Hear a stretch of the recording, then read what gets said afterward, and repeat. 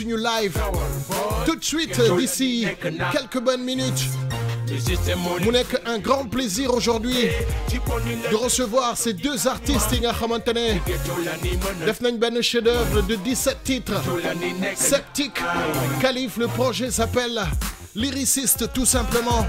On va découvrir ça de long en large tey wax ak ñaari ndaanaan yooyu nga xamante ne hip hop ak bind kese la ñu mën.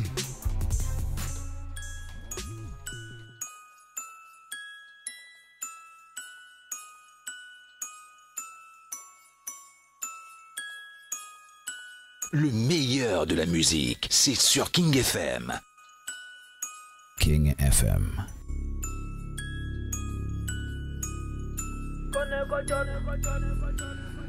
Kan boog jot na à 21h35 on va commencer tout de suite li nga xamante ne mooy suñu émission. Gis naa ne sama gars yi yéen a ngi waaj a dugg si bu baax a baax ci live bi di ngeen mun a poser seeni questions si vous en avez. L'autre connexion bi nga xamante ne di ngeen mun a tam participer ci émission bi si vous le souhaitez. Ça sera au 88 628 99 90. On va écouter ça tout de suite. On commence comme ça cette émission aujourd'hui. N'est-ce pas? Si. Assalamu alaikum. Sceptic Khalif. Say man ma wat ni dina ma fay sama barke bay ndax te métti dina ma ray lyriciste phénomène mi la phénomène dimbali la dina ma gën a mën a indi mooy sama taaru xalima bi dimbali la jox xali bépp ci gën góor yàlla nekk ci dënn fi may jëm laa jóge te booy seet di nga ma fa fekk ma tëjul métti da ñetti fan di nga xam lu tax ma ne tekk ma bëgg rusul tuuru duñu fa taa touriste mbuur duñu nooru ci nguuru buur bu leeru ruwa móoru Khalif sceptique ci nit technique ci bit dina bu taaru nga waaru mooy def nit ki jéet mënuñu nekk benn ndaxte ñun ñëpp bokk sang sunu ruuxu moo seet tax seytaane mënuñu wétt sunu siisoon duñu ànd am kàttanu yëkkatu lu diis tollu waayu dëgg ci mbir mu kawe moo ñu tee mer sunu 77 fu dëgg ji feete mën na ma teere rabel ko seet DJ Luz ok lyricist no song no ñaw ok yow taaru minute come on DJ Luz yeah only big Right? King FM. Yeah. Cheer. Come on. Sous l'emprise de ce disque, pour écrire et de mise, de brise, cautérise la crise que subit la zik. Ce qu'ils disent, maîtrise et se bise, et les titres ne visent que la cible, la race n'existe, son nom Khalif sceptique. Le lyriciste que le rap et la vie ont uni, 20 ans de pique et de rime, à sillonner la ville en unique, au service du seul et unique. Voilà ce que nous sommes, voilà ce qui nous lie, voilà ce qui nous donne la force d'écrire, voilà ce qui nous guide. Viens, et n'oublie pas de ramener les tiens. Notre but, fédérer pour tisser des liens pour la postérité. Revisiter la cause et les faits, prohibé ce jeu de cap et d'épée par la prosélyté. Lyriciste du perso à la tombe, deux fois deux yeux qui observent dans l'ombre. Enchaîné, enragé, les râles pour l'arche des chaînes, cru à s'en péter les veines, charger le lyrics à la peine. nous sommes lyriciste King FM, where you are? lyricist alright 99.4 taaru minute Lyriciste, come on lyriciste DJ Luz, Zarak Vision. suñu rongo ñu xalima fees na kaye Yeah. waaye yàlla bu dëgg di raye Le barrière rechargé à bloc de rage, libère et taaru mitraille. minute bi dafay faje gisoo mbaar bi niñ ko ajee Pas le temps de répondre à ceux qui posent ni bokk ni géej bi waay. yàgg na nekk style LZ. ak andi ci five bu Yeah. ñuy wàcc ci mbedd bi kepp kil diggu Ndakaaru njaay Yo, les rimes et les strophes dépassent les titres et les trophées. Qu'un apprenti au prof façonne des dribbles et des crochets. ne ci teen bi ci taatu teen bi le son bi don bi don daf ma xam ma gandi Avec distance et aisance, on sait dire ce qu'on pense en glace et le sens. On changer le sens du vent avec classe, on avance. So, boom bye bye in a batty boy.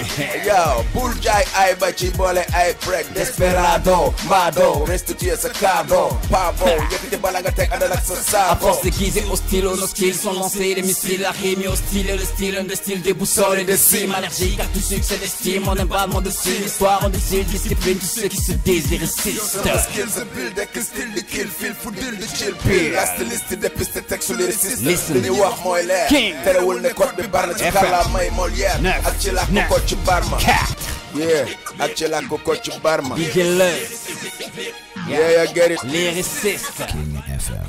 Okay. Yes. Yeah. Taaru mbind bi. Yeah. Salaamaaleykum. Waaleykum salaam sama gars yi mu ngi noonu. Yeah. Dige Barla. 99.4. Gis ngeen ko à 21h39 minutes. On a sans doute ñi nga xamante ne pour moi c'est les deux meilleurs lyricistes ak les deux meilleures plumes peut-être du rap galsen. C'est deux personnes yoo xamante ne yàlla dafa def ñu mun a bind mun a rap. Déjà damay tàmbali ci nuyu leen di leen dalal di leen wax asalaamaaleykum mes deux frères, ça va? Très bien, frère. Ok, maaleykum salam. Waaw, maaleykum salam. Olibi, maaleykum salam. King FM, maaleykum salam. Sénégal, worldwide, you know. All right. Yes, Mr. Septic, alors, comment ça va? Yes, ça va beaucoup mieux, ça va, on est là, on s'accroche. Alhamdulillah. Ok. Merci pour l'invitation, bro. Jaajëf, non, c'est moi leen di remercier. Juste de préciser un petit peu à nos auditeurs que notre ami, notre cher frère Septic dafa xaw a feebar, mais quand même jël na temps nangu def émission bi puisque déggoo woon nañ ci loolu et puis mu bëgg rester professionnel. Donc tey ngeen xaw ko jéggal rek bu xawee kii de temps en temps, c'est qu'il est un petit peu malade, mais quand même il a fait l'effort de venir ici. Et je te remercie vraiment pour ça. Non, je me sens déjà mieux là. Tu te sens déjà mieux, hein? Super, super, super. Donc l'émission, comme d'habitude, di fàttali le concept, c'est vraiment de découvrir li nga xamante ne mooy deux univers entre deux artistes. D'habitude, c'est un face-to-face avec deux artistes différents. Aujourd'hui, on voit que vous avez sorti ce projet qui s'appelle Septic Kalif, lyriciste. Mu nekk benn projet boo xamante ne tous vos confrères ak képp koo xamante ne da ngay déglu rap Sénégal d'accord nga ci projet bi. Damay lire déjà lii ñu bind créer des ponts, repousser les frontières, le papier n'a pas de valeur que si l'encre le décide. À vos plumes, lyriciste Septic Kalif. Phrase bi ci kan la jógee? Ci yéen ñaar. Ci Yérim. Ci Yérim. Non, oui, c'est important parce que ci waxtaan la jógee quoi. On passe beaucoup de temps à discuter de hip-hop, justement de connexion. Et la jaquette de l'album, c'est un pont qu'il y a derrière. Et nous, après 20 ans de musique, on s'est dit non, il faut qu'on crée des ponts, des connexions entre le slam et le hip-hop, entre le français et le wolof, entre Septic et Kalif, entre Underchief et LZ3, voilà quoi, entre lyricistes et puis pousser les gens à justement à se réconcilier avec la plume. Pas juste dire ma fille rap, ma fille king, etc. Mais montrer aussi que par la plume, par les textes, on peut véhiculer des messages et c'est ce qui est le plus important dans le hip-hop. Effectivement, parce que quelque part, rap bi boo xoolee, c'est une musique depuis sa base, sa naissance, une musique qui revendique et qui expose les problèmes de la société. Exactement. Et donc, bëgg naa xam tam connexion bi kan moo ko njëkk a pousse seen diggante yéen ñaar parce qu'on sait que vous étiez en solo. Tu as parlé de slam, on sait Septic, c'est vraiment ton fort, yàgg nga slam di bind. Kalif tam, c'est quelqu'un qui est très aiguisé au niveau de bind, au niveau des rhymes, au niveau des lyrics. Et puis soxor ci flow ak mën a rap. Génne woon na projet à lui tout seul bi nga xamante ne dund na projet bi il y a peut-être album bi il a duré peut-être plus de 2 ans déjà qu'il est sorti. Là vous êtes parti sur ce projet à deux. Comment vous voulez avancer avec ce projet? Comment vous voulez le vendre? C'est quoi votre plan avec projet bi exactement? Kalif. Waaw, effectivement, bon, li nga wax la déjà pour man album bi chef-d'œuvre la parce que on a réussi à ça veut dire unir ñaari monde yoo xamante ne peut-être maanaam français beeg wolof bi tu vois un peu ñaari univers yu bien vrai que ci hip-hop la mais yoo xawut parce que pour écrire en français il faut réfléchir en français, pour écrire en wolof il faut réfléchir en wolof. C'est-à-dire il ne s'agit tout juste pas de parler wolof pour nga mën a bind wolof donc français et vice versa. Donc album bi donc dañu war a jël ñaari monde yooyu ñu yégal leen ci même niveau. Tu vois un peu comme maanaam mooy pont bi Septic wax léegi. Donc loolu déjà loolu innovation la parce que d'habitude soo doon gis d'habitude ñaari rappeurs yoo xamante ne bokkuñ ci langue bu ñuy def mën nañu bokk ci thème bi ñuy wax mais ci côté énergie c'est-à-dire c'est un peu compliqué à expliquer parce que c'est son bu nekk dafa am énergie tu vois un peu dëgg la donc foog ñu bokk en fait ci énergie bi ñuy joxe c'est-à-dire direction bi ñuy waxee tout donc on a bossé sur ça wax nga léegi sama produit ma génne en 2015 Lyrical Arifine. Voilà donc mën nañu wax ne tey continuité bi moom moo nekk lyriciste.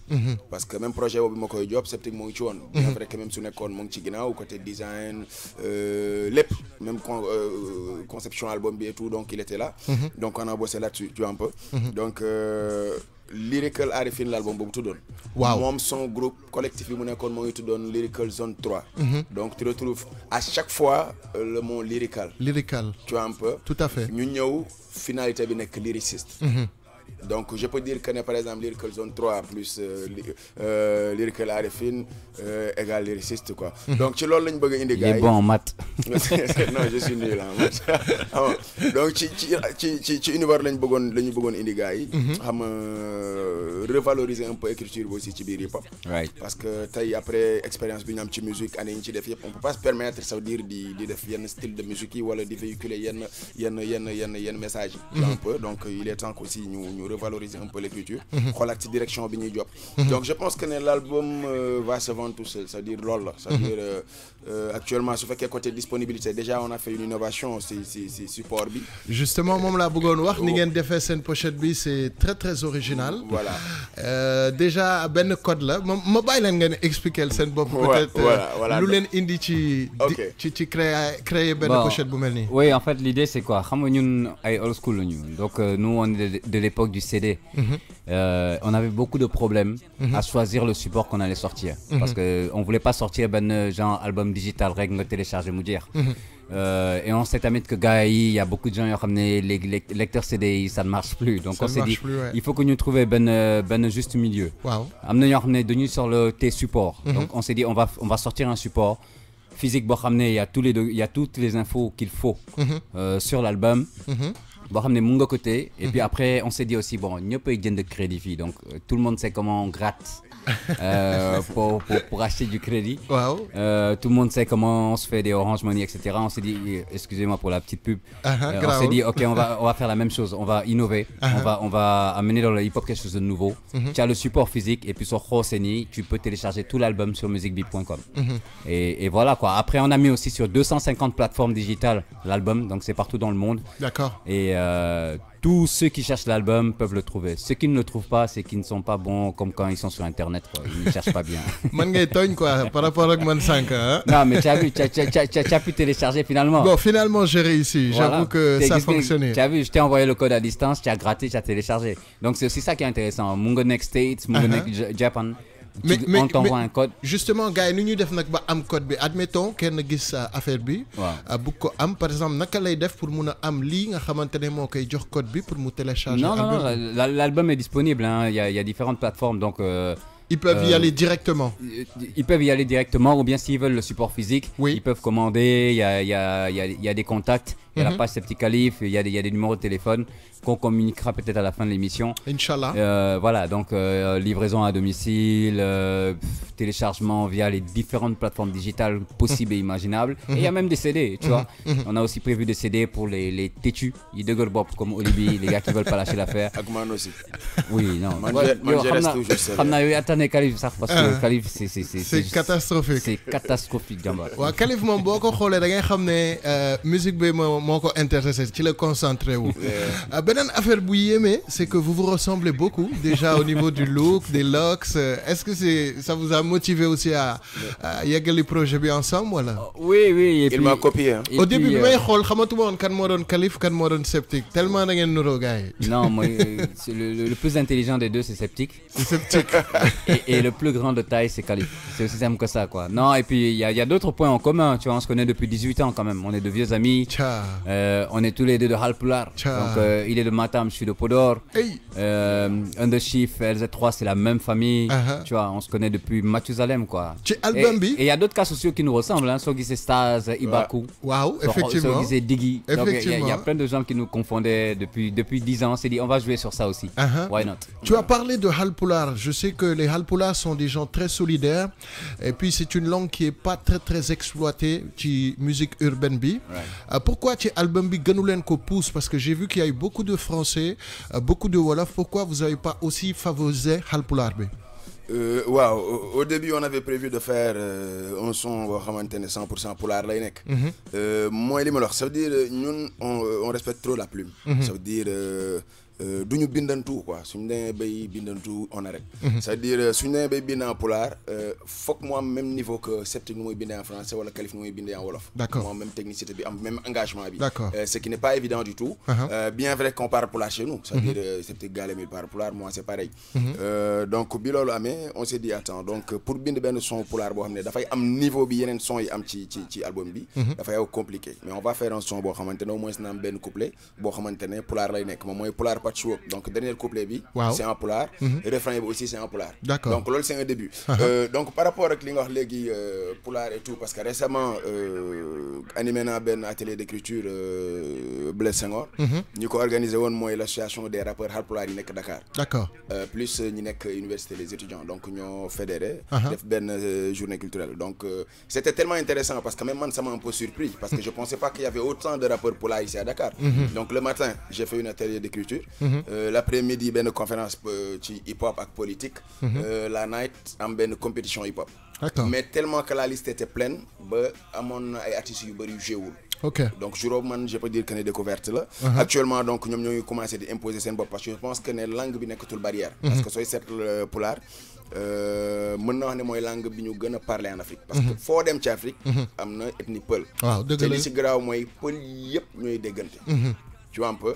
muy pël Fouta beeg pëlu Niger ak ñëpp ay déggante tu vois un peu même au niveau du Sénégal parce que quand je faisais mes ateliers d'écriture à Kolda en 2016 waaw da ngay gis ñii dégguñu wolof ñii dégguñu français donc problème la woon mais ñëpp a dégg pulaar même manjaak yi fa nekkoon ñu jógee Bissau dañuy wax pulaar donc j'ai fait mes ateliers en pulaar d'accord donc c'était facile tu vois un peu donc da ngay gis ne pulaar bi nekkatul barrière mais léegi avantage la tu vois un peu parce que soo bëggee dem ba Mauritanie c'est une niche bu bees voilà Mauritanie même rap pulaar moo fa gën a taxaw rap wolof wala anglais wala français bien sûr. Non, et puis c'est une grosse communauté, c'est 40 millions de personnes qui parlent pulaar en Afrique.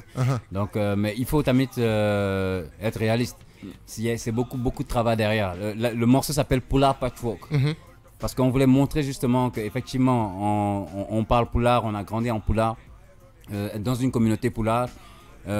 Mais un pulaar du Fouta sera toujours meilleur que nous dans nos textes. Maintenant, amène-moi un pulaar du Fouta ou bien un pulaar de Kolda en texte français, man, je veux le gratter, tu vois. Donc c'était un peu ça le principe. Et puis c'était aussi pour montrer au public. Parce que le public, depuis 18 ans, pourquoi Sceptique ne rappe pas en Wolof? Tu as vu même Nix, Gorgorune, il a sorti un truc en Wolof. Moi, je dis que j'ai du mal à rapper en Wolof parce que j'ai pas grandi ici et du coup, j'ai appris le Wolof ici. C'est normal que j'ai des lacunes. Et ce rôle est, juste après Pulaar Patchwork, on a fait un interlude free. Là, on dit aux gens, mais les gens ne sont jamais contents. Tu vas rapper en Wolof, on va dire, tu es pas content. Il faut rapper en autre chose. Tu vas rapper en français, on n'est pas content. Tu vas rapper en pulaar, on n'est pas content. Tu as des dreadlocks, on n'est pas content. Tu te rases, on n'est pas content. Donc les gens ils sont jamais contents de toute façon. Tout à fait. Donc faisons ce qu'on fait le mieux, soyons réalistes et soyons vrais dans ce qu'on dit. D'accord. Ok, très bien. Donc on va écouter ce morceau justement pulaar à Patchwork New Testeco à 21h52. Je rappelle que on a deux super artistes aujourd'hui. Accent Projet, lyriciste, Sceptique Kalif. On écoute ce son et ñu ñëwaat tout de suite. Sama gars yi ñu duggaat ci job bi hein. King FM. bokkul Kalif yow dama lay dégg nga la waaye gars mënoo dem yow yaa ngi sa gaale gars yi ay nandite lañu yow boy bi même say damm yàq nañ comprendre yes ba nga dem jël micro jàmbur bandiraɓe on calminama Assalamu alaikum Boom à la prod yeah Horengari Kari wawi kari hele Horekari Mayor hone hege taw minen fof min kari Endu or endu Andu ngande tigi ngari Jeri fato fare kille fawru Horengari Kari wawi kari hele Horekari Mayor hone hege taw minen fof min kari Yeah Andu ngande tigi ngari Jogal Deppo di pisaman binga indi Joma gindi iri bi tibilu ni dul mana dindi Ja Masla Ba ñëpp ne machallah La casquette dans ce sale game, trop de raquettes, trop la pète, la serre, trop de casse-tête, à cache-tête, de casse-tête en cache-tête, ça c'est casse au crash test. Yeah ñun ñu sëgg di ji ñëpp bëgg di bi def cut yëkkati na bit bi nit yi mën a suut ci iti bala nit bi 4 à 0 traction, MC d'attraction, détraction, contenu sans faction. Attention à foison, se consomme les sons sans leçon de vie. Un poisson à perte de vue se répand dans ta ville. kill the photo Horengare, kari wawi kari heli Horekare, Mayorone hege taw minen fof min Kare, Yembu or endo Anungande Tigingare, Jerry kill the photo Horengare, Kari wawi kari heli Horekare, Mayorone hege taw minen fof min Kare, Yembu or endo Anungande Tigingare. Buzz à la prod, okay. DJ Luz. Yeah, what's up my man Buzz? Check a list. Alright. That's right. Alpoular. You get it? Come on. Ça tire dans tous les sens, espère marquer un but. Ça se bourre la pensée, prétend venir de la rue. C'est gland qui squatte la cour des grands. Se branle sur le mic, mais c'est con de dire que des pasteurs ça blanc, yo. Lumu goody fukki bukki duma tere tukki. Ñaari fukki guddi. Jikko kuti duma tere uti. Bari buru bara tax na beduru raga. Bay fal dëgg wara bëgge curu cara. Une envie étrange de réarranger les pages et les pages de messages, des bases perdues pendant le trajet, de détacher Zoro, de faire vibrer le zoo, redonner un sens au réseau en faisant craquer les os. Alxuraan ci bépp làkk mu des aaru mbedd. Benn baat du gedd. Ndax ñu ngi koy xaar mu yegg. Baat yu tedd. Kill the photo Horengare. Kari wawi kari heli Horekare. Mayorone hege taw minen fof min Kare. Odo ñembu or endo andu gande tigi Tigingare. Jerry holto fay kill the photo Horengare. Kari wawi kari heli Horekare. Mayorone hege taw minen fof min kare andu gande tigi Yeah. Jerry ma yo mo yarani debbel Gongo. min gari ha yo mo arani fiye kelle tanum sire sambuka mam soro jaxani ci ngoppa berlo ci fi jakka noro Komin woni sambo jofto ha ko rufe nalangi tiri hore hawi awluɓe tanira faru fagari hawi awluɓe toroɗo tigi wayno mayo hano lumɓe okay Lève une fois de plus, mais pas comme d'habitude. Les Yes. lampes de l'horizon reflètent en moi bien plus qu'une certitude. Tout est différent quand on est gosse et d'un coup par an. yeah Les points de vue divergent, l'amour y est indifférent. Automatiquement, on lutte inexplicablement. On s'enrouille dessus alors, inexorablement. Une force en nous jaillit, s'épuise et à nouveau jaillit. Brisant à chaque fois un mur aigri par une force ou le temps. yo yàgg na xare bu ne fekk na sax xare ba dar romb na lu bare du daw donte dafa tar góor yàlla la gën a jox cër moom faalewul takk der aduna mus ko def kër bu demee bàyyi fi takk ndeer weetaayu ngelaw si na selaw mës na nelaw sell mbeer nit dina gàll xeer yàq der te du xaar gaal gi teer moo ngi sëgg di sàkku si doole ki ñu sàkk ndax fii jëmm ji sàkku fi yéen a ngi gas gan di kan dugal ko ci jëmm ji dellu ban aduna tënku si ñetti fan fàtte ngeen ne du ngeen gan su ma fi jógee noonu yi dinañu siiñ noonu dinañu géñ ci barke sëriñ yëpp gën ñu la déñ yàgg sàkku meram lu mu mënti def nga dindi bu coolee nga bég di ree même boo tojoo sa néeg du tee foo xool gis fa jëmmam tëgg ci lëndëm di médité yàgg na la romb jox la salaama lekk soxlawul ku ko xontu cëra ko gënal jox ko saa mu nekk yaa waxal ma njaboot bu ndaw gi njoxtu naa ne utal naa leen yaay jigéen ni jaay yu gëm góorgóorlu ci yaru xale yi ndaxte yaay jigéen comment Quand je partirai, combien de gens sur ma tombe regretteront mon départ. Quand je m'en irai, King FM. quand je partirai, quel souvenir laisserai-je dans le cœur plein de larmes. Quand je m'en irai. ok Quand je partirai, recouvert d'un linceul blanc, j'aurai tout le temps qu'il faut pour voir combien le ciel est bleu. Le cœur sur la main et la main sur le cœur, je prie le bon Dieu pour qu'à l'heure de mon départ, les gouttes de pluie se calment un peu. Serais-je de ceux qui partent en paix, ou de ceux qui en fin de course espèrent en vain se rattraper? Aurais-je la chance d'être le grand-père que tout petit-fils rêve de tenir par la main et d'appeler papy? Chaque jour, des gens font le grand saut. À quand mon tour, à quand mon ultime essai? J'aimerais ne voir aucune tristesse dans vos yeux. Faites un one love, que je puisse déserter en paix. Quand je partirai, combien de gens sur ma tombe regretteront mon départ? Quand je m'en irai, yeah rest in peace à nos disparus right quand je partirai, quel souvenir laisserai-je dans le cœur plein de larmes? Quand je m'en irai. Tunkara. li ma leen yéene su xajul ci sound bi kon xojal bu ci top xam-xam mbàqu bu nëb la ku sa xel di tey xaj sa bopp samay ndénkaane weesul moytu yoonu seytaane aduna ñetti tey mu neex tey mu tar yéen saamu tane alhamdulilah am naa baay delloo amati baay bu baax yaay du naax saay lax jaay si njaaxanaay sound ngeen doon déglu di teg déglu di bég sëgg di méditer ci mélodie ngir mën a get li may teg Reposant paix. yee sama gaay dinañu wee ba càngaay bi dama ñu géej am naa fay àndandoo fi ñu lay gunge di yem dañ koy jékki dem jékki géej géej jéeri gi ci pay yi lañuy fay ndax ñooy ànd dox fa yàlla yee ñooy ànd dox ci yàlla Quand je partirai, combien de gens sur ma tombe regretteront mon départ. Quand je m'en irai, that's right, okay. Quand je partirai, quels souvenirs laisserai-je dans le cœur plein de larmes. Quand je m'en irai. Okay.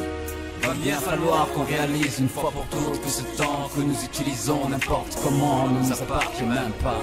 Quand je partirai, parce qu'un jour comme tout le monde je m'en irai. J'espère qu'ils diront de moi que j'étais ce gars sympa, intelligent et que tout le monde aimait. Alors de mon vivant, c'est maintenant que je vous dis pardon et respect. Yeah, respect. Un super titre avec beaucoup d'émotion.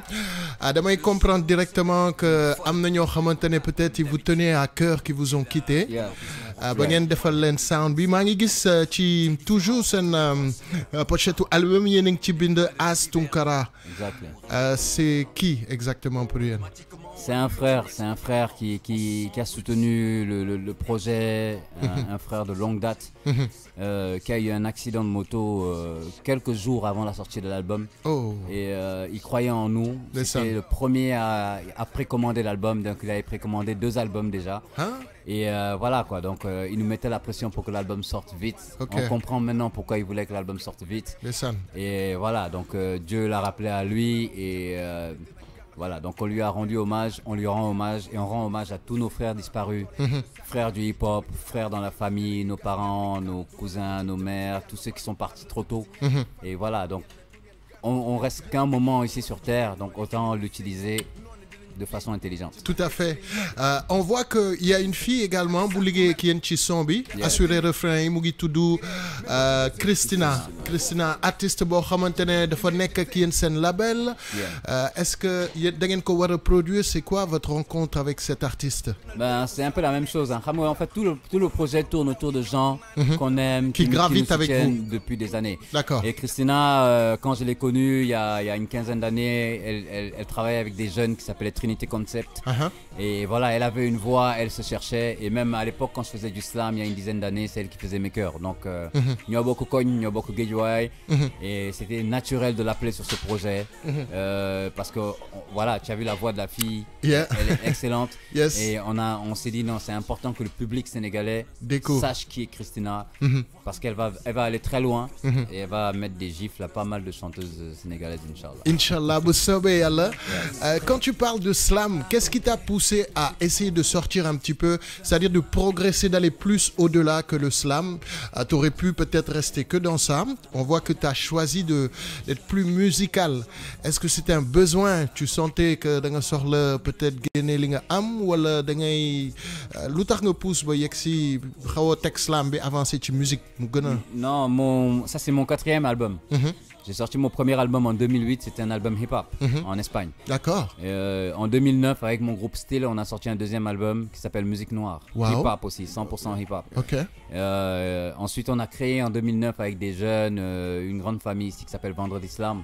Et on organisait des soirées slam toutes les 2 semaines ici. C'est un album qui grave notre Vendredi Slam. Merci. Et voilà, donc dans mon hip-hop, le public aussi, j'ai un public qui me suit depuis 20 ans. Khalif, il a un public qui le suit depuis 20 ans. Tout à fait. On s'est dit, ok, let's go back to hip-hop et puis on va se faire plaisir avec ça. Et puis voilà, le slam, j'ai commencé avec ça, j'ai commencé avec la poésie plus jeune. Mais il y a plein de textes que j'écrivais qui ne correspondaient pas à l'environnement hip-hop.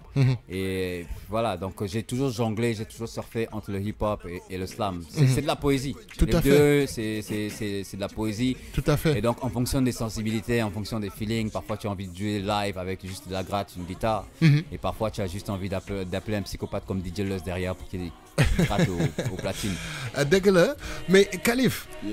yow sa analyse en tant que comme ni nga koy waxee kenn ku am expérience ci game bi tout à l'heure yaa ngi expliqué que da ngeen bëggoon ñëwaat ci thème yi wax loo xamante ne tam dina yee tuuti li nga xamante ne mooy société bi ban analyse nga am ci niveau rappeurs yi actuellement ak game bi ni ko gars yi di yóbboo actuellement lan moo ci sa vision. Ok. Doucement, Khalif, doucement. non, mais sérieux, je te dis, ça veut dire, waouh, là, je vais y aller, se dire, franchement, quoi, tu vois. L'on l'a soxla. Sans tabou. Ne t'en fais pas, man. Honnêtement, de toute façon, il est incontrôlable. On a besoin de ton avis. Je sais que tu es quelqu'un de franc. Ouais, je te dis une chose, hein, de 88 à aujourd'hui, pour moi, hip-hop Sénégal, Moussoul, Bawe, ni quoi, sérieusement. Moussoul Bawe ni. Waaw, niveau bi Moussoul Toloni, ci histoire hip-hop Sénégal. Ah bon? Si, voilà, je sais de quoi je parle, ça veut dire... Qu'est-ce qui te fait dire ça? Parce que déjà, tu sais, man, je suis carrément dans le mouvement, ça veut dire, cette année, par exemple, 2018, nekk naa membre de jury ci ay 4 ou 5 compétitions, ça veut dire compétition yi gën a mag fii Sénégal. Donc, auditionné naa lu mat ay plus de 2000 ou 3000 artistes, tu vois un peu. Donc, je fais des ateliers d'écriture et ainsi de suite. Donc, xam naa quoi, ça veut dire, actuellement, niveau fu mu toll, c'est à la limite, c'est catastrophique, tu vois un peu. Point de vue, ça veut dire contenu, point de vue technique, c'est catastrophique. Alors que ça devait être le contraire, parce qu'actuellement, avec l'avancée de la technologie, opportunité, voilà. En 2015, de la Renoir, school hip-hop, il y a classe, t'as élève. Donc, je faisais allusion à ça, c'est-à-dire opportunité, donc, mais malheureusement, c'est-à-dire au niveau qualité ou au niveau contenu? Au niveau contenu, et même qualité, c'est-à-dire, pratiquement actuellement, c'est tendance là, ça veut dire dans un concert, ça veut dire tu as l'impression que ben artiste mooy yëg di wàccaat quoi. Même son bi day changer rek di yëg wàccaat, c'est même non sérieux, même contenu là, même mots là, même chose, même musique, même the same thing, tu vois. Donc finalement, donc moi je dis que il y a pas assez de recherche. Bien vrai que dans la masse, ça veut dire mais lu waral lolu d'après yow grand? Pour moi paresse là. Pas de recherche. Pas de recherche pour moi paresse là, tu vois, parce que en fait, Olof dafa naan su for yombee sëgg jafe. Quand tout est devant toi, da ngay am paresse exploiter lépp. Et quand rien n'est devant toi, tu as envie d'aller chercher tout. T'as faim. Tu vois un peu. Donc c'était ça. Nous à l'époque, il y avait pas ça veut dire autant de radio. Tu vois un peu. Pour nous inviter à la radio, c'est tout un problème. Pour le son, moi tax foog nga reyante jaayante def lu tax ñu war la inviter radio. Spectacle, concert, même chose. Tu vois un peu. Donc à l'époque, da ngay dem ci concert, bien vrai que par exemple les je sais pas, même système sonorisation, c'était pas aussi high tech, mais 30 groupes day jàll, mais tu vois 30 groupes qui sont différents. Ku nekk ak sa jàpp, sa style, tu vois un peu. Ce univers, ouais. Merci beaucoup, c'est univers. Chacun essaie de créer, chacun essaie d'innover, chacun essaie de jaaxal public à travers une chose. Tu vois un peu.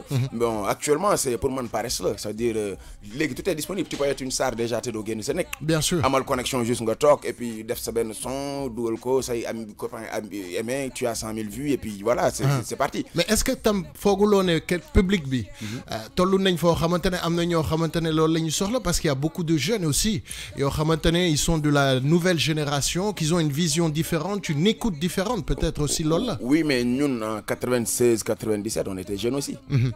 Tu vois un peu, on était jeunes, mais n'empêche qu'on donne des recherches, dañ doon jéem a imposer public bi benn affaire, je dirais pas imposer, mais ça veut dire dañ doon jéem a, ça veut dire indi public bi si loo xamante ne ñoom ils vont s'y retrouver. Tu vois un peu. Donc actuellement sooy seet par exemple public bi nga xamante ne ñoom ñooy suivre la nouvelle génération, bon c'est un public boo xamante ne bon peut-être que bëriwul peut-être li ñu amuñ expérience bu bëri ci musique. Tu vois un peu. Donc tey je me dis que ne mais pour man responsabilité la dama koy situer si artistes yi. Tu vois un peu parce que c'est bien normal parce que ñun dañuy wax ne par exemple ñun on est la deuxième génération hip-hop du Sénégal. Très bien. Mais bi ñu ñëwee dañ fi fekk une première génération hip-hop. Tu vois un peu. On a su respecter cette génération, on a su côtoyer cette génération, partager avec eux des scènes, tu vois, des émissions radio et tout. Moi, ben respect bu fi nekk à la base, on n'avait pas un complexe d'aller chercher, ça veut dire le savoir si ñoom. Dëgg la. Tu comprends? Après ñun ñu savoir bi ñu jëlee si ñoom ñun ñu indi ci loo xamante ne loolu c'est ñun. Tu vois un peu. Je peux te donner un exemple. Par exemple, depuis le début, un des chiffres buglés, un des chiffres de ben groupe. Ça veut dire une particularité. C'est clair. Voilà, mais j'ai pas un complexe de dire, par exemple, un Nongo ou un Roman a beaucoup joué, par exemple, d'où m'a influencé, mais m'a motivé, je veux dire. Donc, là, actuellement, c'est une reconnaissance. C'était ça de le Roman de le Calif, tu sais que c'est différent. Bien sûr. Donc, c'est ça. C'est-à-dire, continuité pour moi, d'un instant, de break. Je dirais pas conflit intergénérationnel, mais plutôt que nous, madame, passation de témoins, c'est pas fait correctement. Première génération, deuxième génération, c'était fluide. Mais à partir de la deuxième, troisième génération, c'est un peu compliqué, tu vois un peu. Mais il y a une suggestion peut-être pour corriger l'olu ngay wax que des contenu, des qualité, des un petit peu toute cette rigueur, on va dire. C'est la recherche. Moi, je dirais que c'est la recherche. Les jeunes d'aujourd'hui, en fait, ils ont du talent. À leur manière, mais ils l'exploitent pas encore. Moi, je pense que c'est parce qu'ils sont encore jeunes, ils vont grandir, Inch'Allah, on prie pour eux. Mais pour le moment, en fait, les gens qu'on met en avant, les gens qu'on met en avant, en général, sont les personnes qui vont venir être vulgaires, arrogants, grossiers. Il y a rien à comprendre. C'est mondial. On a fait un son qui s'appelle Rap is Back, justement, que tu pourras passer tout à l'heure, où on met l'intro de Snoop Dogg, où il dit exactement la même chose. Il dit: je suis perdu, guys. Quand j'écoute le hip-hop aujourd'hui, je ne comprends plus rien. Les codes ont changé, etc. etc. Ils ont essayé ça il y a 10 ans avec le Dirty South, et puis ça, c'est. Voilà. Mais la base est importante. Et à l'époque, les gens, c'est ce que Khalif t'expliquait, on allait voir nos grands frères, on discutait avec eux, on voyait un peu, ils nous conseillaient, et on arrivait avec de la matière, il y avait de la recherche, et puis voilà, donner un nyarto. Aujourd'hui, effectivement, voilà, tu télécharges un instru, tu payes même pas la personne, tu enregistres avec un microphone, tu partages sur Deezer, et puis voilà, tout le monde est content. Et c'est vraiment dommage parce qu'on se limite à ça. D'un Gumleg, il y a un concert, tu ne sais pas qui est monté, qui est descendu. Et après, y a une responsabilité aussi avec les old school, parce que les old school doivent continuer de se battre, doivent sortir justement des sons et doivent discuter avec les plus jeunes et leur faire comprendre qu'il y a des thèmes, c'est important. Aujourd'hui, dans les hip-hop, tu écoutes la musique à la radio, il y a beaucoup de gens qui vont te dire beaucoup de choses, mais très peu vont utiliser les thèmes. Tu vois, king du rap, on n'entend que ça. Tu entends beaucoup de king du rap. Beaucoup d'ego trip. Aujourd'hui, ça, c'est facile. Nous, pour des gens qui avons plus de 30 ans, quand c'est un hip-hop. Un artiste comme par exemple Dip Doundou Guiss, c'est quoi ta vision sur ce rappeur? Je trouve qu'il maîtrise bien sa génération. C'est un jeune qui maîtrise les réseaux sociaux. Ce que nous, old school, on ne maîtrise pas.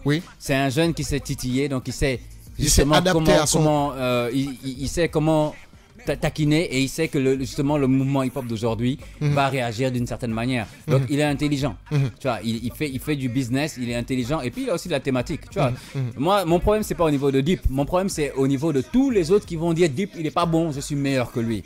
Et c'est ça qui me pose problème.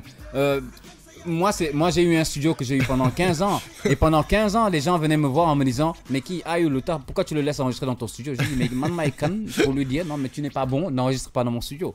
Au contraire, je vais te dire: gagne, il y a des punchlines qui sont bien, rectifie. C'est ça qui est intéressant dans un studio.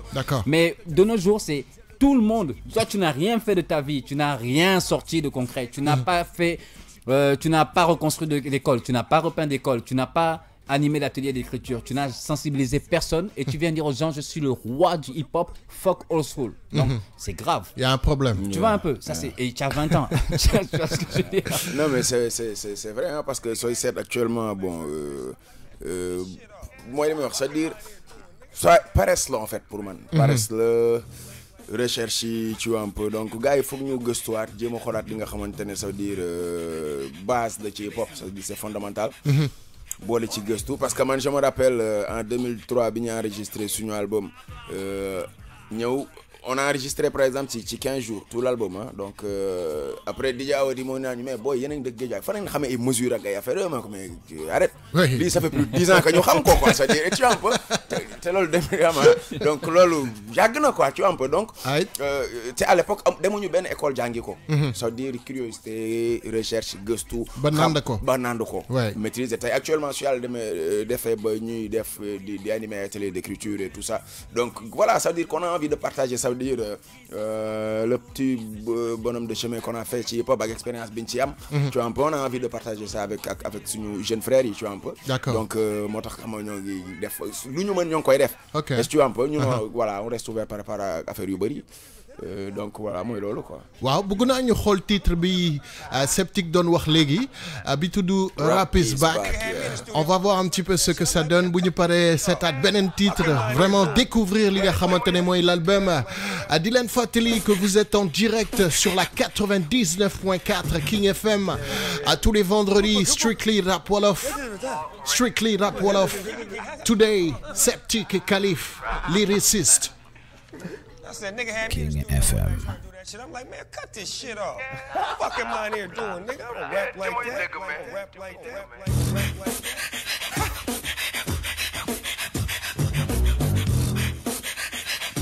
Listen.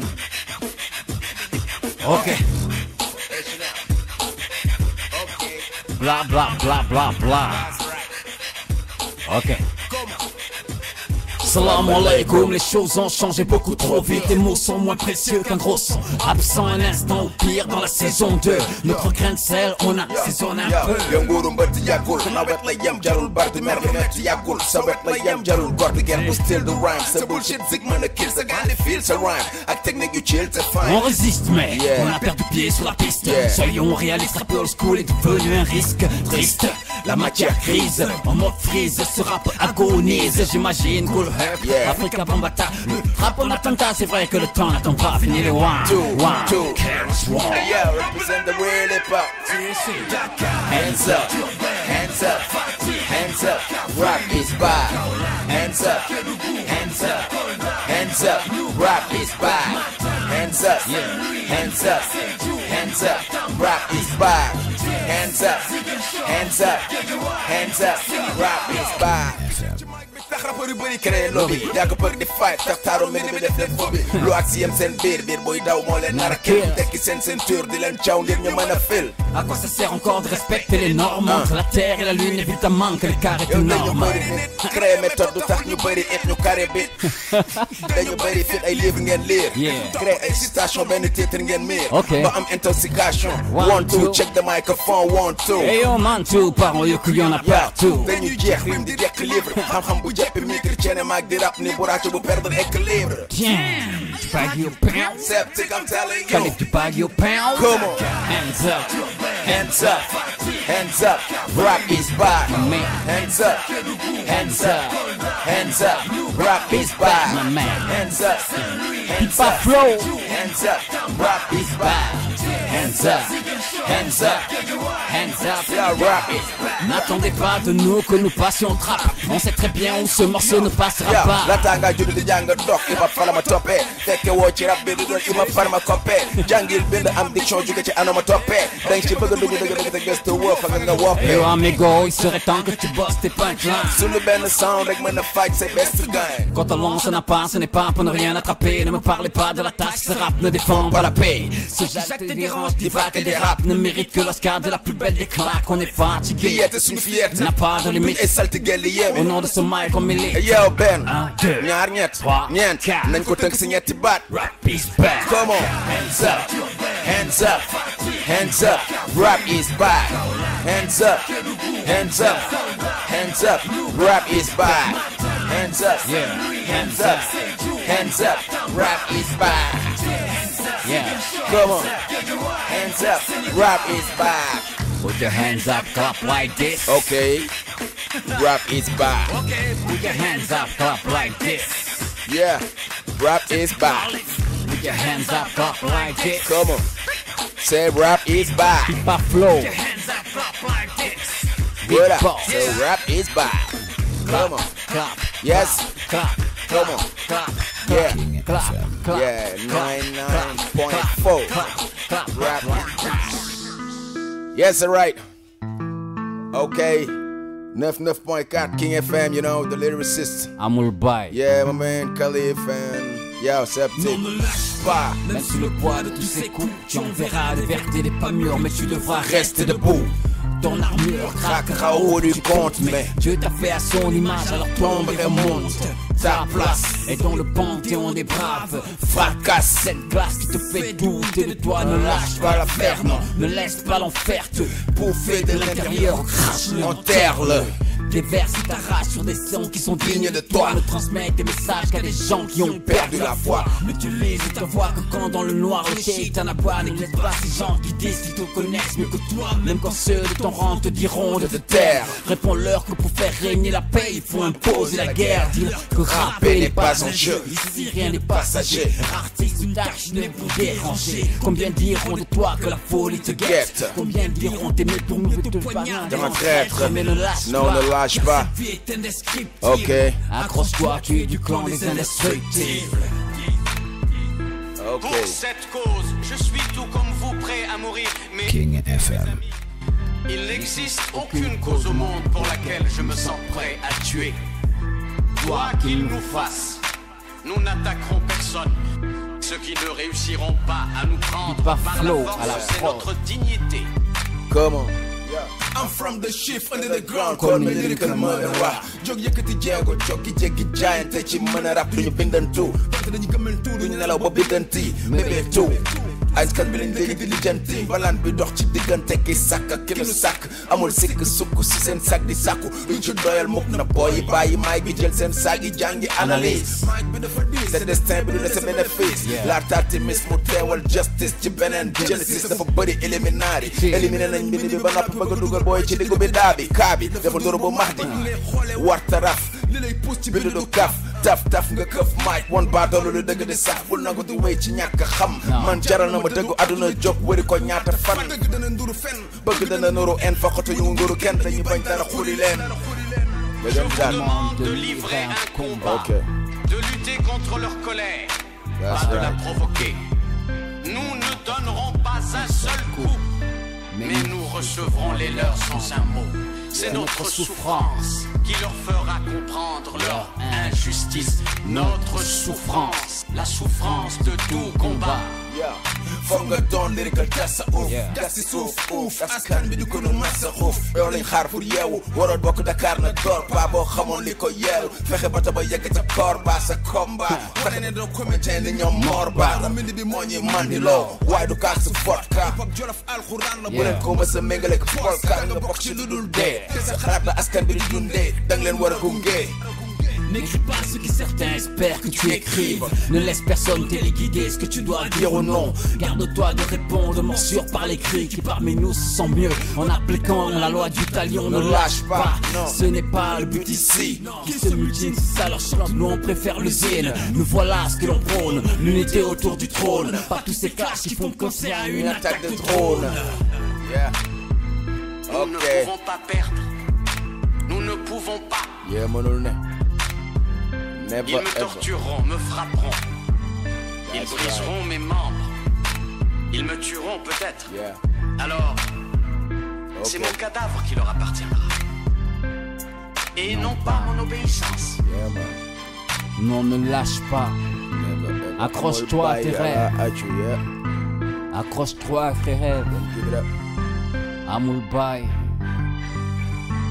Résilience. Yeah, plus c'est dur et plus il faut aller de l'avant, man.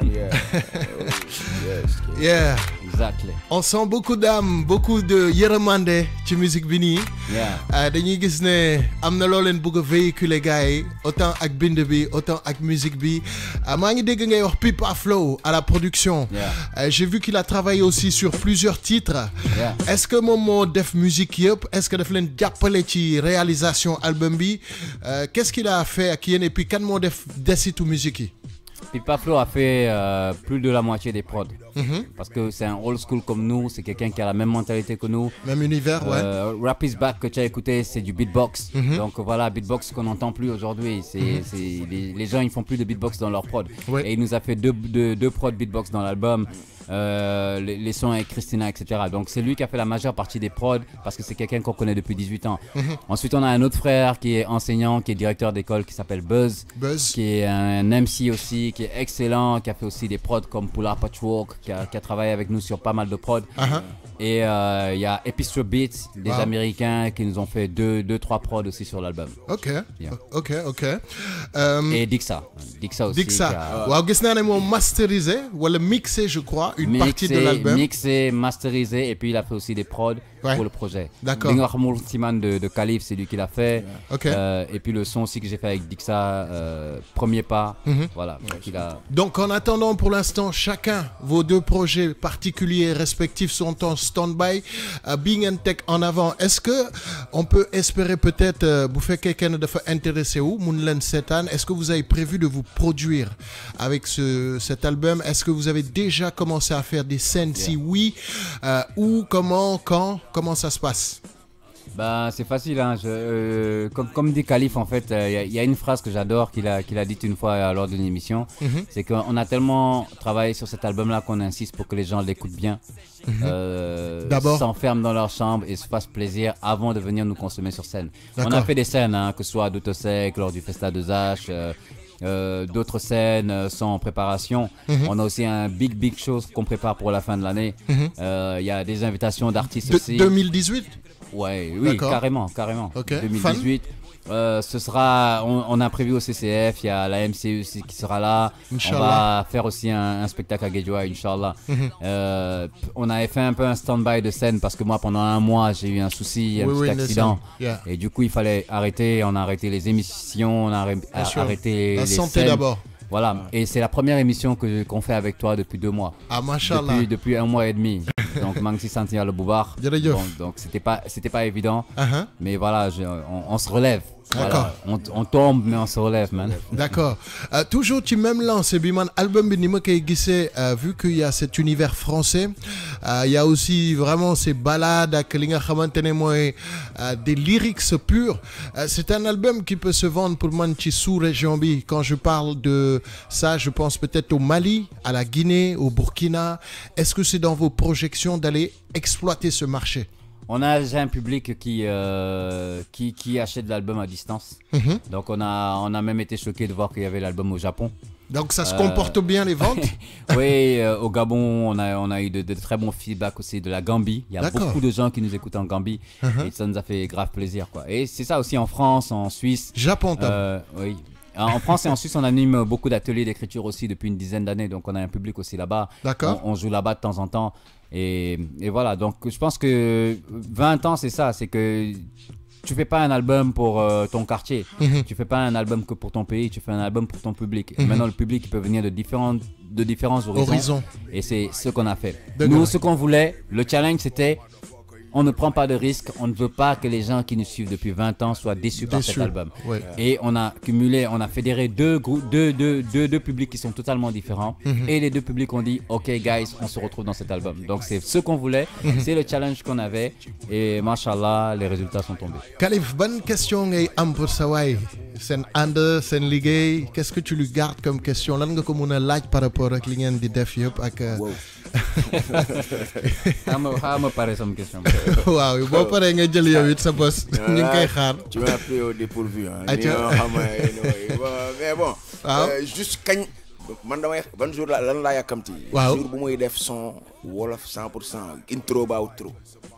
Sérieux, loolu laa yàkkamti dégg quoi. Ban jour nga may defal benn son boo xam ne 100% wolof la. Jëng ko sceptique. Xam nga. Waaw, dégg naa. Voilà. Quoi mu leer. Le jour où tu feras ton son 100% en français. On se donne rendez-vous ici donc dans combien de temps? Dans 1 mois ou bien 2 mois? Il n'y a pas de souci. Non, mais soyons réalistes. J'ai pas grandi ici. Ouais, mais pourtant, il y a une idée wolof dans Django. Non, oui. Non, c'est un exercice, hein? Mais je réfléchis en français avant de parler wolof. Tu vois un peu. Je réfléchis en français avant de parler poula. Et je respecte trop la plume. Il y avait ce projet-là dans l'album. On avait prévu que Khalif sorte un texte en 100% français, où moi je l'aiderais. Et ensuite, moi je sors un texte 100% wolof, où il m'aiderait. Mais même ça, C'est pas pour vous, quoi. C'est pas que c'est pas pour nous, c'est que moi, personnellement, je ne suis pas encore prêt à le faire. Ça demande beaucoup de travail. Ça demande beaucoup de travail et je ne sais pas si je serais aussi bon dans un texte en Wolof. Dans la diction, il y a des mots que j'ai beaucoup de mal à prononcer en Wolof que quand je sors mes textes en français. D'accord. Voilà, mais Inch'Allah, laisse-moi, moi mes enfants ils sont en train de me... Ma shop en Wolof, ma femme Wolof, tout le monde Wolof à la maison. Je sens que d'ici quelques mois là, je serai... Inch'Allah. Tu seras opérationnel. Waa kon léegi sa boss yow sceptique pour Kalif lan nga kay laaj bu doon yow lan nga ko mën a soxla laaj wala bëgg a laaj. Gars ñooy casse parce que voilà, Kalif ne sort pas suffisamment de projets. À quand Lyrical Arifin 2? Très bonne question ça. Ouais, Inch'Allah, tout juste avant ma retraite. Hein. Non mais ok, donc il faut que moi me suite. Parce que déjà man album bi lyriciste pour man suite ou Lyrical Arifin le même contenu là. Yaa ngi ko doon wax ci voilà, même contenu là. Même direction bi là, on trouve même voilà quoi. Donc sooy seet même am na son bi ma def ci album bi son solo bu tudd li nga xamul ci man. Donc ci Lyrical Arifin amoon na ak ci un bi moo tuddoon li ngay gis ci man.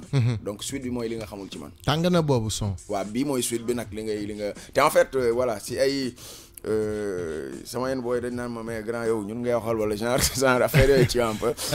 Waaw mais c'est un son boo xamante ne man j'aime beaucoup parce que bon ci fi mu ma fekk la bi ma koy bind. Du juste inspiration pour plaire aux gens wala non dafa voilà.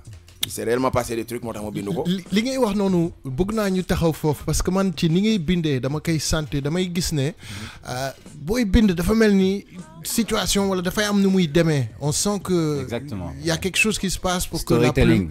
Voilà. Waaw, la plupart du temps c'est comme ça. Ça veut dire man à chaque fois que j'écris bon les conditions. waaw te dama koy jëlee ci ay kii yu réel. C'est-à-dire après nag mën naa def ay quelques modifs et tout. Waaw. Pour que la personne ne se sent pas visée et tout donc mais quand même à la base ci ay histoire yu réel lay nekk. lay jóge parce que son bi ma koy bind déjà li ngay gis ci man bi ma koy bind. C'était à 2 jours avant ñu dupliquer album bi. Donc warul woon bokk ci produit bi normalement. Donc nii rek ci benn coup de tête laa toog di ko bind maa ngi toog sama benn booy ma ne ko booy son bii de bés bu ma ko paree ba génn ko gars yu bëri yi ngay gis si gaal bi dootoo leen gisati mu ree quoi xam nga ainsi de suite mais après xam nga l'avenir m'a donné raison tu vois un peu. Donc voilà c'est man mooy samay son préféré parce que bon si état d'esprit bi ma toll la. D'accord ma bind ko donc c'était voilà quoi. D'accord ok Pape Jean bi nga xamante ne mooy suñu technicien bi yore digital bi Pape dama bëggoon sax nga jox tuuti gars yi rek message yi. ñu xaw a big up ñi nga xamante ne ils nous suivent en direct actuellement au www.kingfm.sn. Vous avez votre petit écran là-bas. Si vous pouvez faire quelques petits coucou aux gars, ce serait sympa. Yeah, one love. Et puis, bu ñu amee ay questions yéen itam mun ngeen ko dugal voilà. Léegi man je vais lire pour Kalif parce que là c'est compliqué. Voit rien. Moi je vois à peine l'écran quoi. C'est vrai. Il voit même pas l'écran. Mais vous avez tous les deux des lunettes. Vous êtes vraiment des jumeaux quoi. Non oui mais man maa ko tane. Kon ñëwal ñu bàyyi la sceptique nga xaw a ca gars yi. Voilà, on a le big up de DJ Luz. One love à DJ Luz, Zarak Vision, qui croit en ce projet, qui nous soutient. C'est un psychopathe ça et puis voilà quoi, c'est notre petit frère et puis il a vraiment foi en nous. Il est excellent donc respect quoi. Yes. Bintou Diakhaté, nice job bro. Bégué. Rebégué sister. Non voilà donc ça fait plaisir hein. Nous on est un peu de la génération 0.0. Donc nous Facebook c'est un peu tchoul. Mais on va ça fait plaisir de voir en live comme ça. J'ai eu beaucoup de problèmes. Waaw ñëwal ñu xool avec waaw j'ai perdu 2 sons en téléchargement apparemment de votre album. Bon ça va jéem ko télécharger waat rek. Mais Bakri Dia. Waaw. Contacte le manager Yérim. Prends tes gants de boxe et puis viens régler tes comptes avec lui. Il va te donner 10 albums, voilà, pour s'excuser. Parce que c'est pas normal. C'est pas normal du tout. Que connexion 4G Sénégal, dit le Satignari son. Voilà, Latir Sen, Mohamed Diop, beaucoup de gens sont connectés actuellement.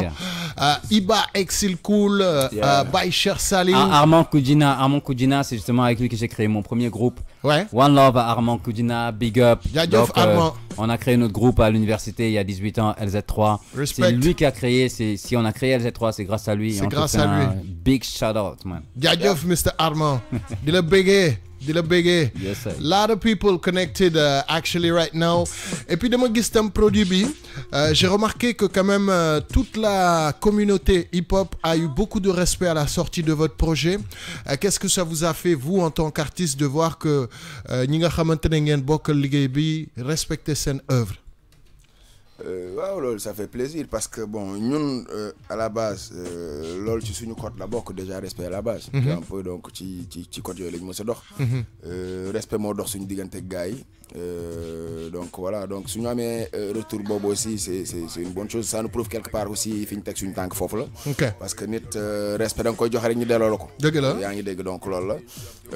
Quoi qu'on puisse dire moi chaque fois li may wax c'est-à-dire game bi sooy cette famille la quoi. tu vois un peu da ngay xool si suñu journée noire yi ñu am yëpp que ce soit benn décès ou benn artiste wala yooyu. Après tout le monde se retrouve que mu nekk réel nekk fake wala whatever. Tout le monde se retrouve. Après on se rend compte qu'on est des humains c'est-à-dire ay doomu aadama lañ ay nit lañ tu vois un peu dafa am voilà quoi donc ñun suñu defee benn produit aussi gars yi fil ko. Alhamdulillah parce que Septic wax na ko sànq ñun suñu li ñu gënoon a ragal. nekkul album bi jar wala bañ a jar wala CD yi dagg non ñun li ñu gënoon a ragal mooy que ne album bi c'est-à-dire ñu wàcc ci yoon bi ñu nekkoon. c'est-à-dire public bi nañu non ngeen fi ñu leen doon xaaree nekkoo leen foofu. cool na voilà cool na ñun loolu moo nekkoon suñu peur quoi. Mais du moment où que ñoom ils ont bien accueilli l'album. Donc alhamdulillah quoi. Et je vais compléter en disant que tu as raison. Wow. Les gens ils ont accueilli l'album mais c'est surtout ce qui nous a donné la force de continuer, c'est tout ce mouvement hip-hop qui était derrière nous. Tous ces rappeurs, ces beatmakers, ces DJ, tous ces gens-là qui ont cru en ce projet-là. Tu appelles un Nidoff, il vient. Tu appelles un Ada Cannibal, il vient. Ada, il vient avec son son, il vient avec sa voix, etc. Tu appelles Human, il vient. Tu appelles Dixa, Diablo, tous ces gens-là, ils viennent. Tu vois un peu, Mouy Christina, Mouy Popose. Donc, en fait, c'est des gens qui ont ramené. Ils ont une constance dans leur écriture, ils ont un respect de leur public. Tu les appelles, ils te disent, on va venir dans ce projet parce qu'on y croit. Bien sûr. Nongo Daraji, il y a cru, nous, au studio, fait que non, on a eu des tchol avec le studio. Il n'a pas pu enregistrer, mais il est venu. Donc, c'est ça qui est important pour nous. C'est ces gens-là qui disent ok, ça c'est un projet qu'il faut soutenir parce qu'il y a plein de conseils qu'il y a derrière, il y a beaucoup de travail derrière et surtout voilà. Donc c'est ça, that's hip-hop. Très bien. L'unité, la cohésion et l'évolution tous ensemble. Très bien, très bien. On va aller voir ce titre, Diemo Khous, continuer Khol album bi. Je rappelle qu'il y a 17 titres vraiment dans tous les styles. Ku nek ding ci am ling ci soxla. Yaa ngi doon waxu Big Box, j'ai l'impression que beatam daf ci bokk ci son yi nga xamantene il les a fait en Big Box. Pipa Flow. On va découvrir ce son tout de suite. King FM. Okay, yeah. All right, yeah. Yo, mini mic, many man, mic be there for every man. Fuck motherfucker, you just microphone be rich again. Oh, yo, this up the whole game. Your mic be rich, it's a good equal cocaine. So politically empty, keep the mic, defend the youth man. I'm a dead man, walking like the Wu-Tang, boot camp. Me message multi mic be I and I higher mind. Some call me fireman, yo, that who's fight. Mind to high fight, don't some more slide. Mini mind more. Been the bang it go. Pass the pistol, puss, limit your carnival. But leg is Siba go. Man be the fuck, man up in the impregnate body flow. Oh shit. Legging a nigga be the dog shit, toe hit. Leg be the toxic. I'm rich in the mind. I can buy Alabama. Bitch in the rhyme. That's buy just a mama. I can buy Alabama. Mama. Okay. Khalif can buy Alabama. That's right. Yeah.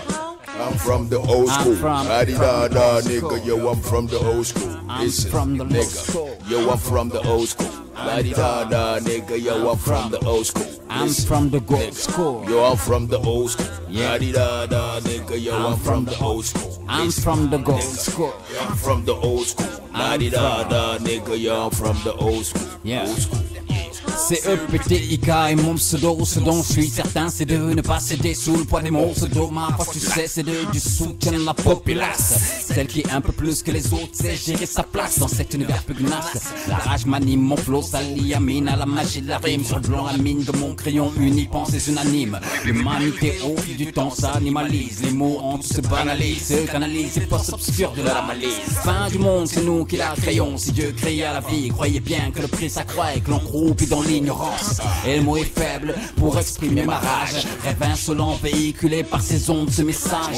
Je pars en couille, je veux pas demeurer dans le silence. Je pars en couille, je veux pas en subir les conséquences. Si mon audience de vous est officiellement approuvée, sachez que mes paroles ne tiendront jamais en une seule séance. That's right. I'm telling you, man. That's 20 right. ans, c'est pas 20 ans. Yeah.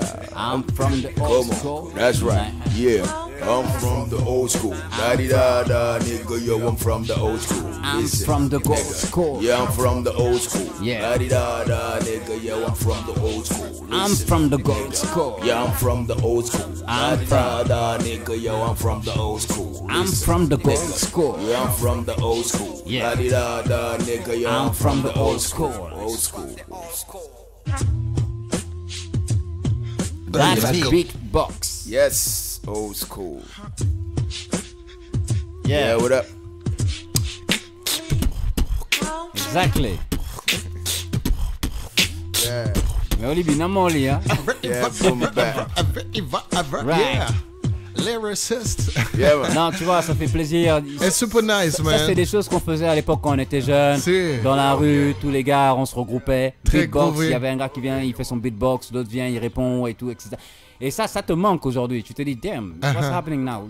Plus personne ne fait de beatbox comme ça. Tu vois? Et on s'est dit, non, ça c'est un son que Pipa a fait en 2007, Rome, 2008.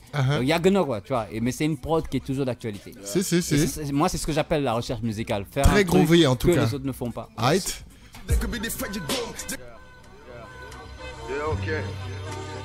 Le meilleur de la musique, c'est sur King FM. Yeah. Li nga xamul ci man. Yeah, right. yow tu dëggalas yow tu xalima de Ba mbir mi gën a fës. benn bés mayetuma lenn Ma wane ne dama sës.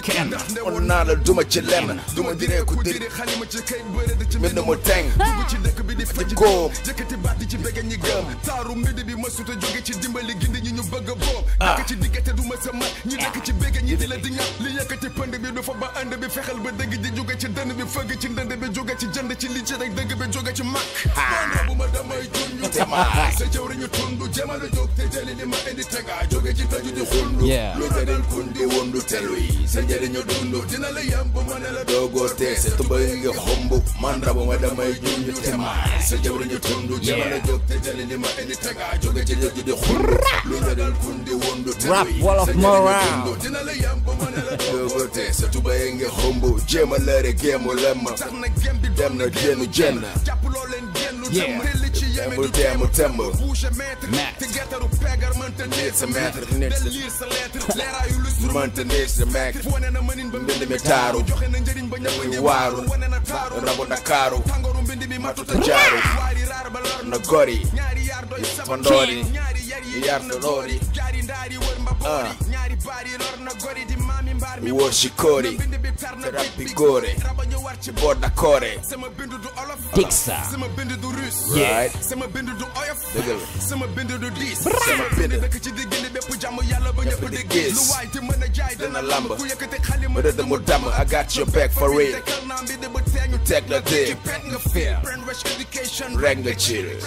Man rabu ma damay junju te maay. Sa jawriñu tundu. Jëmale jóg te jëli li ma indi tega. Jóge ci tëju di xundu. Yeah. Lu ragal kundi wundu telu yi. Sa njëriñu dundu. Face to face.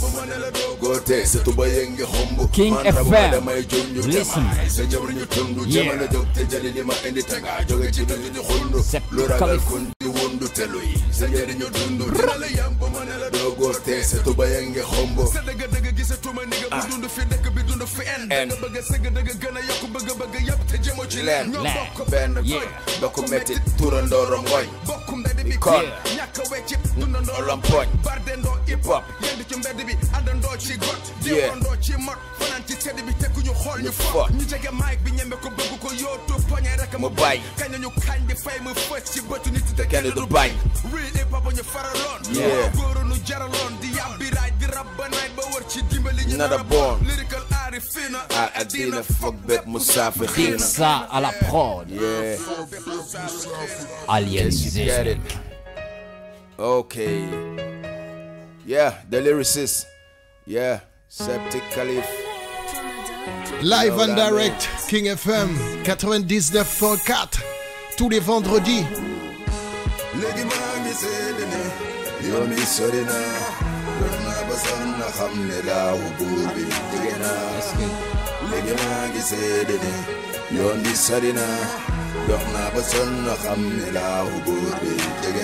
Prédestiné à consumer sa salive et ses poches, à lutter pour ses idéaux. Quelques années plus tard, innocence éradiquée, adolescence écourtée, incompris mais par ses parents, soutenu quoi qu'il ait fait, bien que paria, déterrant. Un paquet de peine, usant tous les sacs de débâcle et de haine. Était-ce un ange? Quel était son but? Blesser les siens et casser le moral.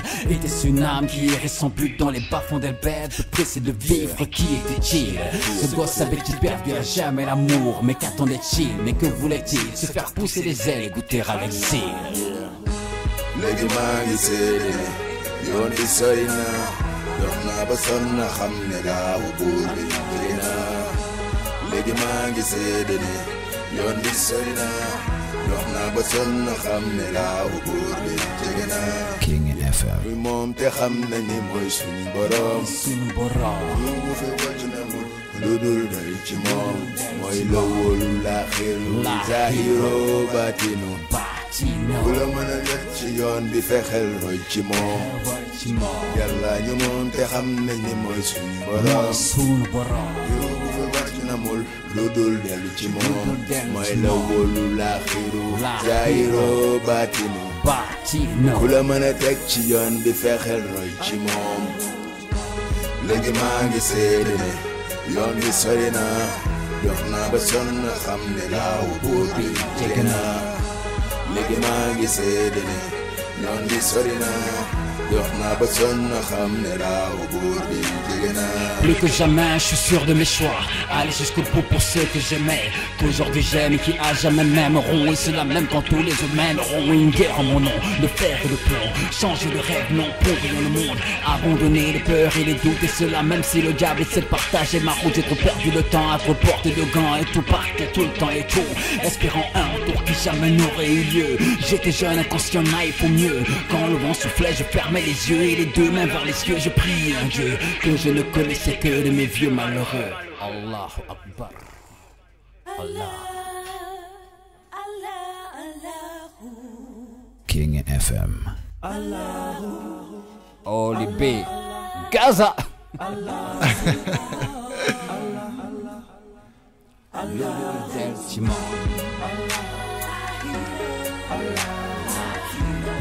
Le 99.4 One Love Little Sister. Léegi maa ngi seede ne yoon bi sori na dox naa ba sonn xam ne laaw buur bi jege naa. Léegi maa ngi seede ne yoon bi sori na dox naa ba sonn xam ne laaw buur bi jege naa.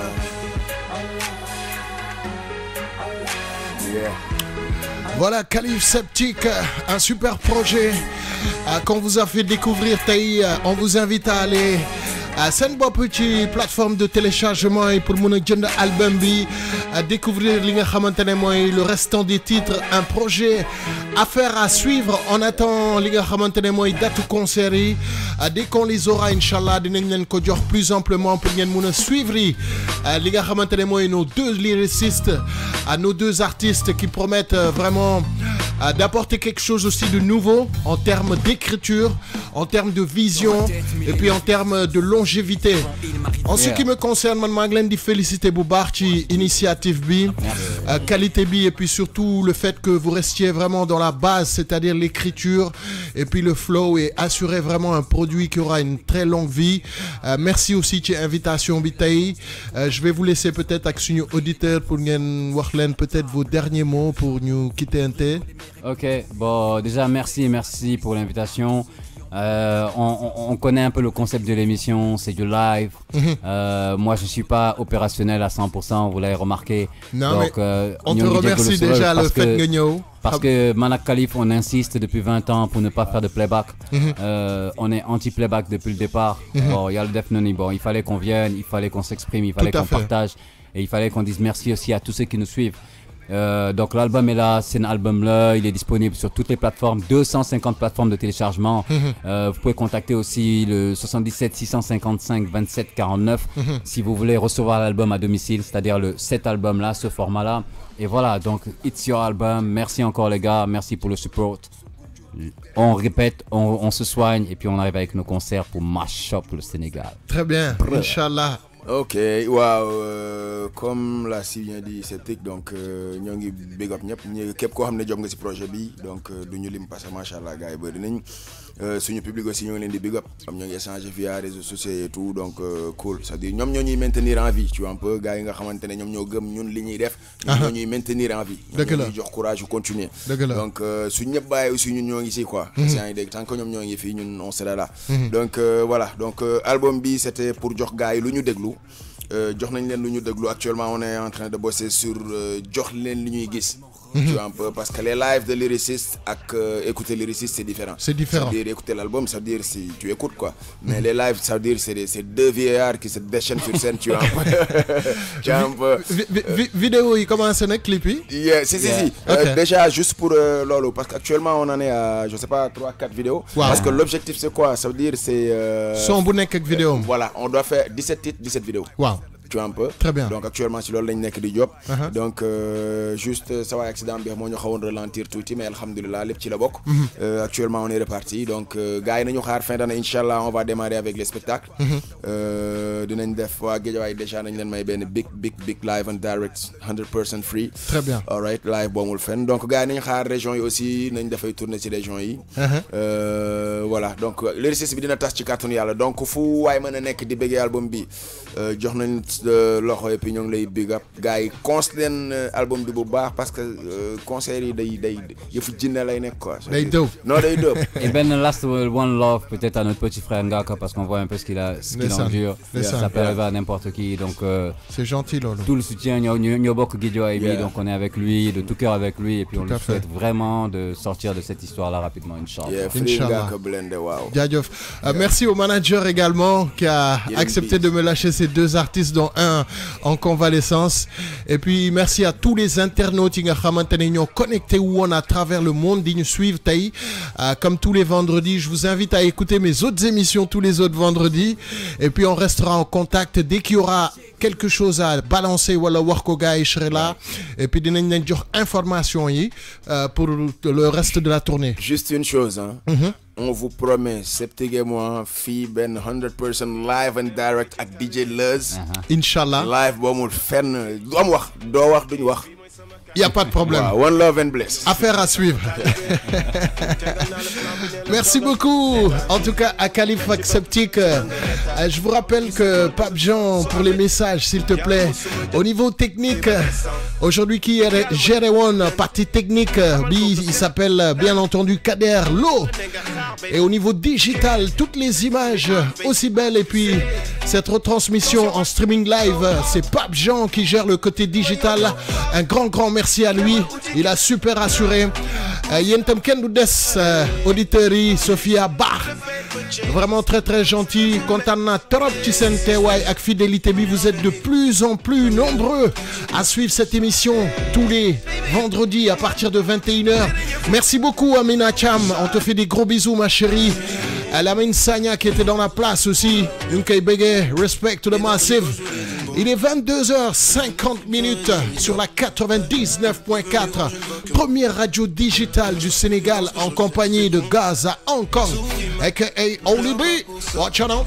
Alors tout de suite à partir de 23h, comme tous les vendredis 23h jusqu'à 1h du matin, Dingen Amsel émission Allo Voyance en compagnie de Seydina Omar. Dinañ bien entendu au 88 628 99 90 après ñu Phyllis Gent ak Seydina Omar tout de suite à partir de 23h, 10 minutes encore avec une très bonne sélection sur la platine. Il s'appelle Mikey Air featuring Boy Ndiago, Coco Nix, Paper Chase. On écoute ça, nouveauté exclue.